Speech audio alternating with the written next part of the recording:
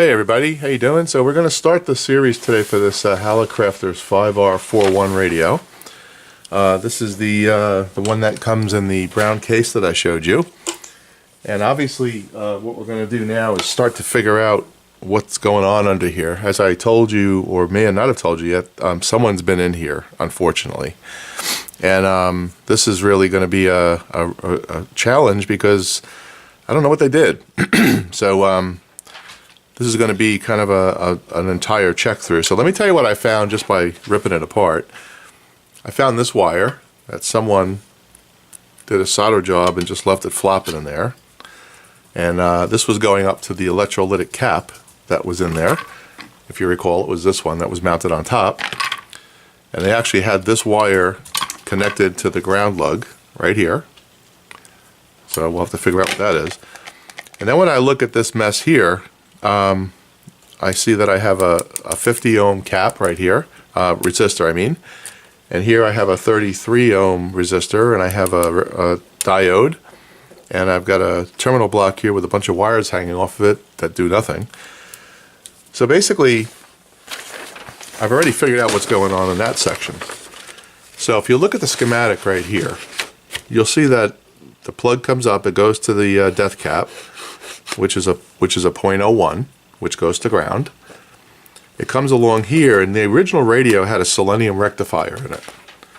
So it goes through the selenium rectifier, goes to a 47 ohm resistor, and then comes over here, attaches to the first filter cap, which is a 60 microfarad cap, and it looks like it's about 130 volts. And then comes across here and goes to a 2.4K resistor, and then here to a 2.7K resistor. Well, if I look here, there's no selenium rectifier. That's easy enough. So at some point, someone was in here and removed the selenium rectifier and replaced it with a diode.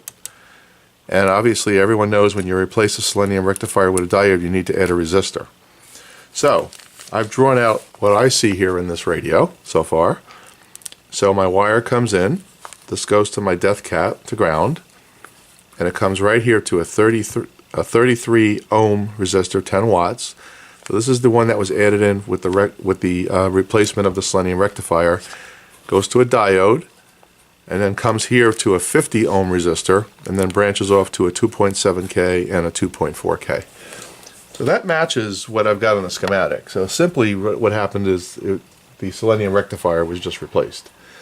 So that kind of solves that mystery. So that's good, right? So now I know a little bit about what they were doing in here. And the reason I can verify that, because if I look at this drawing, which is the bottom of the radio, you'll see right here, M1. Let me see if I can zoom in on that for you. M1, right here, that's a selenium rectifier. And it was mounted right on the back of the radio, right where that terminal strip is. And if we go back to the schematic, right here, you'll see this is labeled as M1. Okay? So now I know what I've got to do here. I've got to clean this up, and I can do that very easily. I found that this, let me pull the shot back a little bit. I found this capacitor just hanging out in the breeze. I believe it goes here, which is a connection to the antenna, but I don't know. So I'm going to need to figure out and trace back where that is. And of course, I need to add all of the electrolytic capacitors because there are none in this radio.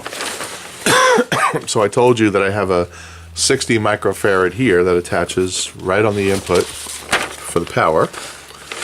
I've got a 40 that comes right up here and goes to the output transformer, very standard. And then I've got one here, which is a 400 microfarad, which goes between the V2 tube, which is the IU4, and the V4 tube, which is the 3V4. That's your output tube. So I've got a electrolytic cap that goes right here. It looks like there's a choke here, L7. So I guess my first step is going to be clean up this power section altogether.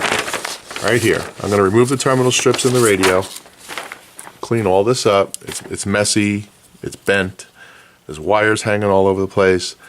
I'm going to clean all that up, and then we're going to take it from there. I'm going to figure out where this 0.22 capacitor goes and connect that. And then we may bring it up on a Variac and see what we get. We'll see how brave I am. But first I've got to get all the electrolytics connected, so that's going to be the next step. So let me go clean all this up, and then I'll come back and show you what this looks like when we're done. Okay? I shall be back.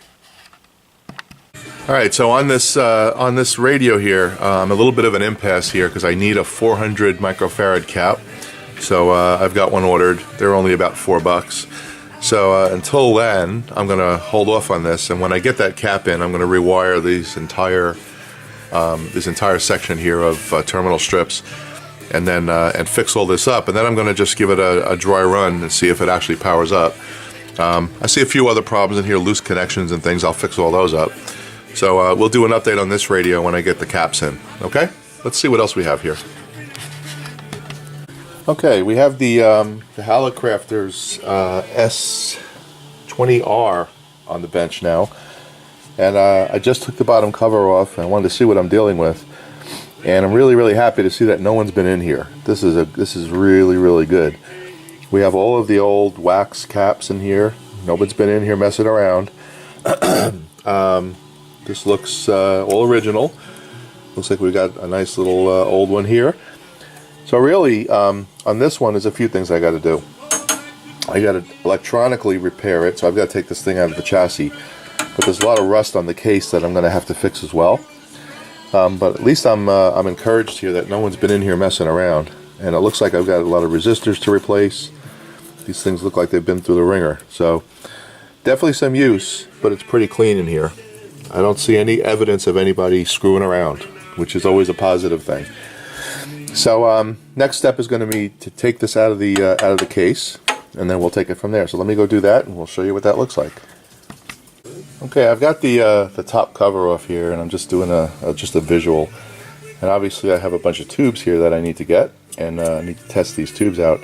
I took some just some general cleaner and got some of the dust off this area. Then I tried some Brasso, and it's extremely pitted. So I put a little navel jelly on there.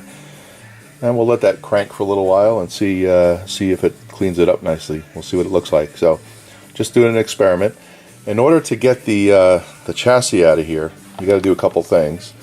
You have to remove the screws that hold the speaker in place, and I believe you got to take all the knobs off the front, obviously. And what I'm trying to understand is what I need to do here with this tuning dial. But I think that's going to be the next thing, is getting this thing out of the case, and then I'll be able to clean up the chassis correctly, and I'll be able to turn it over and work on the bottom side. So when you take the top cover off, you have to disconnect these bulbs. Obviously, they're just press fitted onto a tab on the top cover. So we're going to let this navel jelly do its job for a while, and we'll see what we get. So I'll show you what that looks like in a little while. Be back. Well, there's the verdict. You gotta love navel jelly. Look at that. We're gonna put a little Brasso on there. See what we could do with that. See if we can really get this chassis to look like it's new.